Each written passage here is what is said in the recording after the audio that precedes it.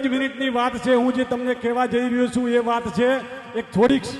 આજનો જે ગુરુ પૂનમનો દિવસ છે, એ ગુરુ પૂનમના દિવસે સૌથી મોટામાં મોટી કોઈ દક્ષિણા હોય, અને જો આ વાત તમને યોગ્ય લાગતી હોય, બાપુનું સાનિધ્ય છે, લખમાજી મહારાજનું ધામ છે, તો એ વાત ઉપર થોડું ગૌર કરજો ને ધ્યાન આપજો.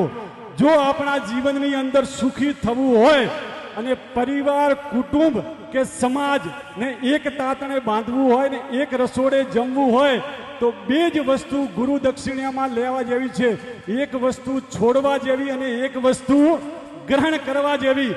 એમાંથી સૌથી વિશેષ વાત છે બહેનો, જો આ બે વાત તમે ધ્યાનમાં રાખશો તો કોઈ દિવસ સાસુ વહુને ઝઘડા નહીં થાય, દેરાણી જેઠાણીને ઝઘડા નહીં થાય, કે નણંદ ભોજાઈને ઝઘડા નહીં થાય.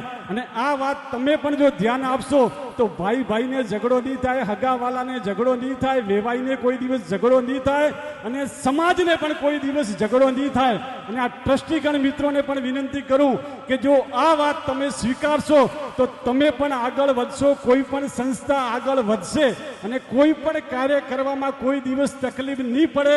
એના માટેના માત્ર બે જ શબ્દો છે. એક શબ્દ એ છે કે હું કહું એ જ થવું જોઈએ. એ વાત જીવનમાંથી બિલકુલ કાઢી નાખજો. અને બીજી વાત છે ગ્રહણ કરવા જેવી, કે તમે કહો તેમ. કહેવાનો મતલબ કે જે તમે કહો તેમ, શરણાગતિ. માત્ર એટલી વાતના જો શબ્દો થઈ જશે તો કોઈ પણ સંસ્થા કે પરિવાર કે સમાજ કોઈ દિવસ તૂટશે નહીં, અને આખા સમાજનું ભલું થઈ જશે. માત્ર બે જ શબ્દો છે કે હું કહું એમ ન થવું જોઈએ, અને બીજું કે તમે કહો એમ કરશું. એટલે આખી વાતનો પૂર્ણ વિરામ છે. બોલીએ સદગુરુ ભગવાન કી જય.